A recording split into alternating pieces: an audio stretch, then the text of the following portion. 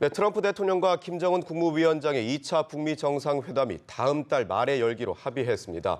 이제 관심은 곧 스웨덴에서 이어질 비건 대표와 최선희 외무성의 실무회담에 집중되고 있는데요. 네, 전문가와 관련 내용 짚어봅니다. 정대진 아주대 통일연구소 교수 모셨습니다. 어서 오세요. 어서 오십시오. 안녕하십니까. 네, 언급한 대로 이제 2차 북미 정상회담 개최가 다음 달 말에 열기로 이제 합의한 것으로 보이는데요. 트럼프 대통령은 비핵화와 관련해서 많은 진전이 있었다고 언급했었고 이제 뭐 장소도 정해졌다고 했는데 밝히지는 않았죠. 그간 침묵이 상당히 길었던 것 같은데 교수님께서는 이번 언급 어떻게 평가하십니까? 이제 오랫동안 침묵을 지키고 있다가 이제 기자가 이제 물어보니까 이제 또 답변을 했습니다. 네. 그 내용도 뭐 많은 진전을 이루고 있고 2월 말에 확실히 열린다. 장소도 다 정했는데 아직 발표는 하지 않는다라고 하는 이야기를 했거든요. 그래서 트럼프 대통령은 뭐 줄곧 계속 2차 북미 정상회담을 공언을 해왔습니다. 해왔고 자기의 스케줄대로 일단은 뭐 큰 틀에서는 진행이 되고 있다라고 하는 걸 다시 한번 확인을 한 것이고요. 다만 국내 사정이 굉장히 좀 좋지가 않죠. 트럼프 대통령을 둘러싸고 있는. 그렇기 때문에 지금 좀 평소와 달리 특히 작년과는 달리 조금 신중한 모습을 보이고 있긴 하지만 어쨌든 북미 정상회담에 대해서 강한 의지를 보였다는 점에서는 긍정적으로 해석할 수 있을 것 같습니다.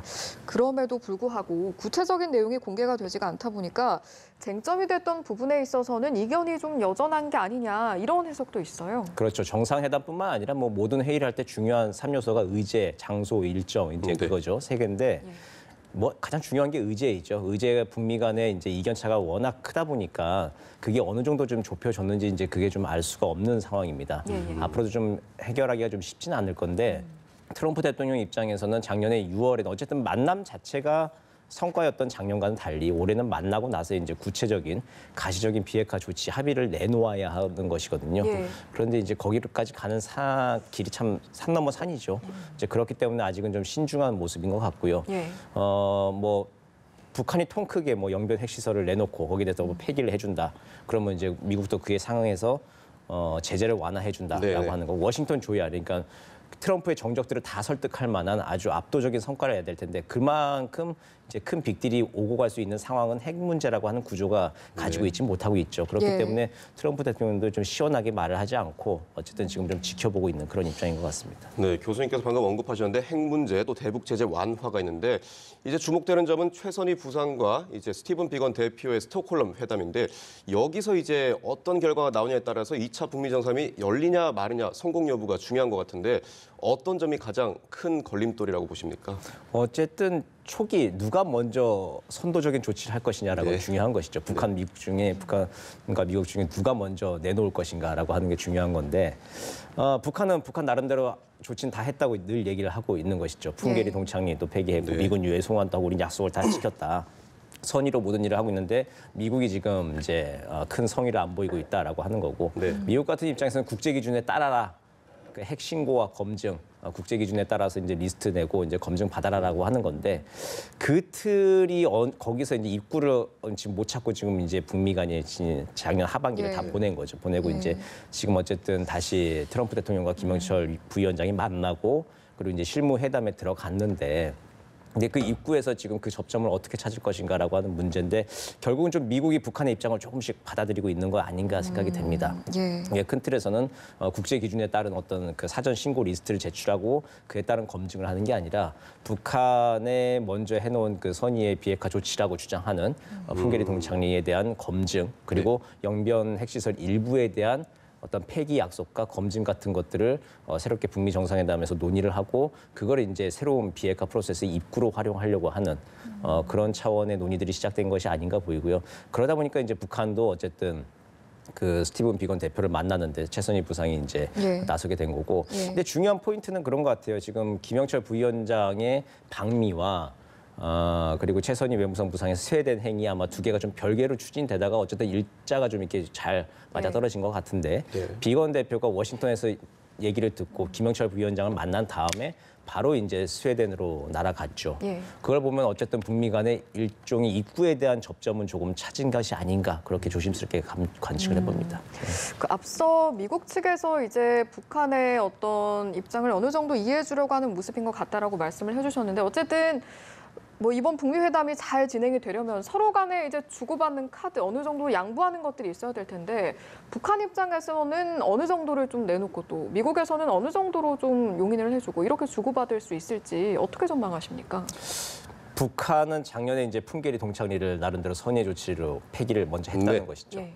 이제 그에 대해서 이제 얘기한 대로 사찰을 받겠다. 그러니까 우리식 표현으로 하면 참관이라고 이제 지난 9월달에 평양 공동선언에서 얘기가 됐죠. 참관을 받겠다라고 했는데 이제 참관이 아니라 이제 그 전문가들의 이제 사찰과 검증을 받겠다라고 하는 거고 그에 플러스로 이제 영변 핵시설의 일부에 대해서 와서 봐라라고 하는 것을 내놓을 수 있는 지금 초기의 조치가 아닐까 생각이 됩니다. 뭐 전면적으로 영변 핵시설을 다 내놓을 수는 없는 것이고 그리고 또 핵시설 신고 리스트를 자신들이 이제 전략적 타겟이 될 것을 스스로 이제 우리가 자진 납세할 수는 없다. 이제 그 얘기를 늘 강조를 해왔으니까 일단 그럼 와서 좀 니네가 조사를 해봐라라고 하는 문을 열어주는 정도가 네. 북한으로서 좀 내줄 수 있는 카드일 것 같고요. 예. 그리고 그에 대해서 또 북한이 또 쪼커 카드처럼 쓸 수 있는 게 이제 ICBM과 핵탄두죠. 가지고 있는 과거의 그러니까 핵무기 만들어 놓은 것들을 하나하나씩 이제 폐기를 하면서 그에 따라서 또 상응되는 대가를 좀 받으려고 하는 것. 이제 그게 북한이 내놓을 수 있는 것이고 예. 미국 같은 경우에는 어쨌든 제재 완화라고 하는 것이죠. 근데 미국의 입장, 트럼프 대통령의 입장은 좀 확실하죠. 그 자신들의 안보적 이익과 자신들의 정치적 성과를 이제 북미 정상회담과 비핵화 과정을 통해서 얻겠지만 근데 돈은 안 내놓겠다는 거거든요. 그 트럼프 대통령 입장은 네. 확실하지 않습니까? 네. 그렇기 때문에 이제 제재 완화를 했을 때 그 돈은 처음에 돈은 우리가 내야 될 것 같아요. 그러니까 개성공단이나 금강산 관광 같은 것을 좀 제재 면제 승인을 해주면은 예. 그 남북 간의 경협과 교류를 통해 가지고는 북한이 일정 정도 좀 숨통을 튀는 제재 완화의 중간문 정도가 열리는 거 그거는 이제 우리가 좀 해주면서 예. 미국이 조정을 좀 하면서 아마 좀 나아가지 않을까 그런 생각이 그럼 듭니다. 아까 예. 빅딜 이야기 해주셨지만 그렇게 큰 범위에 이제 대대적으로 서로 주고받는다고 하기보다는 어느 정도 좀 신중하게 여전히 접근할 것으로 좀 보면 되겠네요. 그렇죠. 이제 빅딜에 비교해서 이제 이걸 스몰딜 이렇게 많이 예, 예, 예. 부르시더라고요. 이제 뭐 워낙 작년에 기대치가 워낙 높아져가지고 빅딜이라고 하는 얘기가 나오는데 네. 그에 비교해서 스몰딜이긴 하지만 여전히 그래도 그 현재 진행형으로 이제 비핵화 프로세스가 잘 진행되고 있다, 순항되고 있다는 점에서는 낙관적으로 보입니다. 네. 네, 근데 특히 또 한국 측의 대표인 이도훈 본부장도 스웨덴으로 출국한 것으로 알려졌는데요. 이렇게 한국 대표단도 참여하다 보면은 대북 제재 완화에 대해서 이제 금강산 관광 사업도 그렇죠. 있겠고요, 네. 개성공단 재개도 있는데 이 문제도 협상 테이블에 오르게 되겠죠. 예, 그렇죠. 뭐 방금 잠깐 좀 언급을 네, 됐습니다만 잠깐 제재 완화의 중간문이라고 하는 게 결국 이제 우리가 열어주는 거거든요. 그 제재 완화라고 하는 거를 앞문은 어쨌든 미국이 열어줘야 활짝 다 네. 해결이 되는 것이고 그 뒷문은 이제 중국이 열어주는 것이고 예. 중간문이 어쨌든 남북 교류인데 그 카드를 쥐고 있는 우리 정부의 대표가 지금 어쨌든 스웨덴에 가 있습니다. 그래서 북미 간의 얘기가 잘 풀렸을 때 미국이 북한한테 줄 수 있는 거, 그러니까 한미 동맹의 입장에서 주는 것이죠. 한미 동맹의 입장에서 북한에 줄 수 있는 선물 하나가 이제 개성공단과 금강산 제재라고 하는 공통의 고리인 것이죠. 네. 김정은 위원장도 신년사에서 조건 없이 이제 재개하겠다라고 하는 의사를 밝힌 적이 있기 때문에 이제 그 개성공단과 금강산 관광이라고 하는 걸 이제 재개하는 것이 이제 새로운 이제 2019년도에 비핵화 프로세스를 시작하는데 그 입구로서 줄 수 있는 하나의 선물 되지 않을까 이렇게 논의가 되고 있는 것입니다. 예, 2차 북미 정상회담 전망에 대해서 쭉 살펴봤는데 어쨌든 이번에 이제 2차 북미 정상회담이 어떻게 진행이 될지를 여러 가지를 통해서 이제 저희가 추측을 하고 힌트를 얻어볼 수 있는데 네. 김 부위원장의 모습을 보면 뭐 앞서 트럼프 대통령도 전부 다 좀 신중한 모습을 보였다라고 했지만 김 부위원장 역시 지난해 방미 때와는 조금 다른 모습을 좀 보여주고 있는 것 같아요. 예, 그리고 작년에 뉴욕에 갔을 때는 이제 뭐 폼페이오 장관이 자신의 트위터에 밝힌 거긴 하지만 예. 그 뉴욕의 마천루 높은 호텔에 네. 올라가서 식사도 하고 마천루를 이렇게 내려다보는 사진도 공개가 되고 했는데 이번에는 아마 따로 또 얘기를 했을 것 같아요. 폼페이오 장관한테 일체 사진 같은 거 좀 올리지 말아달라 아마 밥 먹으면서 얘기를 했을 것 같은데 예. 굉장히 이제 신중한 모드로 이제 로우키로 이제 방미를 했죠. 좀 조심스러워하는 겁니다. 북미 양측 모두 다 작년에는 만남을 이루는 것 자체가 큰 성과였기 때문에 네. 굉장히 여러 가지 스포트라이트를 받는 것을 즐기고 그거 이익을 배가시키는 게 중요하죠. 정치적 행사인데 예, 예. 지금은 이제 만나는 게 의미가 있는 것이 아니라 구체적 성과를 내야 하기 때문에 가서 이제 과연 이제 자신의 최고 지도자에게 가지고 갈 선물이 뭔지 이제 그걸 잘 듣고 가야 하는 것이고 가지고 간 김정은 위원장의 메시지를 충분히 전달해야 된다는 점에서 좀 긴장을 좀 하고 여러 가지로 좀 준비를 많이 해갔을 겁니다. 그리고 90분 동안 트럼프 대통령을 만났다는 점에서는 아주 긴 시간 만났습니다. 그 점에서는 충분히 아마 할 말을 다 하고 들을 말도 다 들은 아마 그런 회담이 되지 않을까 싶었습니다. 네, 이렇게 신중한 모습을 보이고 있습니다만 이제 북미 정상회담이 다음 달 말에 열릴 것 같긴 합니다. 이제 그런데 베트남 다낭이 점쳐지고 있는데 이 장소가 이제 보안도 그렇고 경호도 좋다고 해요. 왜 그런지 한번 설명해 주시죠. 다낭이 이제 해안가죠. 네. 뭐 앞에가 바다이기 때문에 어쨌든 경호하기가 좀 편한 것이죠. 이제 뭐 내륙에 이제 도시다 보면은 이제 사방으로 이제 들어오는 통로들이 많으면 이제 경호하기가 힘든 것인데 네. 아무래도 바다가 있으면 바다를 그냥 해상 봉쇄를 해버리면 되니까 좀 편한 것이죠. 이제 지금 다낭이 좀 떠오르고 있긴 한데 아무래도 좀 하노이에 북한의 대사관이 있어요. 북한의 좀 결심이 좀 중요할 것 같은데요. 미국만큼 북한은 아직 국제 무대에 좀 여러 번 이게 등장한 경험들은 없기 때문에 네. 과연 이제 그 하노이에서 다낭까지 이제 대사관 인력이나 북한 현지에서 인력들이 가서 출장을 해서 장기간 준비를 하는 것에 유용성, 융통성을 발휘할 수 있을지 그건 이제 북한이 좀 결심을 하면은 다낭으로도 갈 수 있는 건데 그렇지 않을 경우에는 아직까지는 좀 하노이가 대사관이 있는 하노이가 조금 더 유력한 장소가 아닐까 생각을 해봅니다. 교수님께 다낭보다는 이제 하노이가 좀 더 유력하다고 보시는데 일각에서는 판문점 이야기도 나오고 있습니다. 이제 1차 회담 때는 유력한 후보로 거론됐었는데 미국의 반대로 무산됐다고 하더라고요. 이제 그러면 교수님께서는 판문점은 어느 정도 가능성이 있다고 보십니까? 판문점 같은 경우 진짜 뭐 언급이 됐는지는 모르겠습니다. 뭐 추측을 다들 하는 건데 네. 북한이 아마 유리하죠. 판문점에서 하면은 김정은 위원장의 동선도 굉장히 짧게 만들 수 있고 그리고 경호도 굉장히 확실한 곳이기 때문에 판문점이 굉장히 유리한 장소지만 트럼프 대통령 입장에서 봐서는 글쎄 판문점이 좋은 장소일지는 모르겠어요. 어쨌든 2차 북미 정상회담을 통해서 국내의 정치적 문제들도 돌파를 해야 되는데 판문점은 이미 문재인 대통령과 김정은 위원장이 다 써먹은 장소란 말이에요. 네. 그런 입장에서 봤을 때 남들이 이미 한번 주목받았던 곳에 트럼프 대통령이 가서 다시 또 판을 벌리는 게 트럼프 대통령 성격에 맞는지도 잘 모르겠고 그리고 이제 그 판문점이라고 하는 장소에 갔을 때 그게 어쨌든 북한에 조금 더 가까운 곳이죠. 가까운 곳이기 때문에 과연 제3의 중립지대인가라고 하는 건 미국 입장에서도 한 번 더 생각해 볼 문제인 것 같습니다. 예.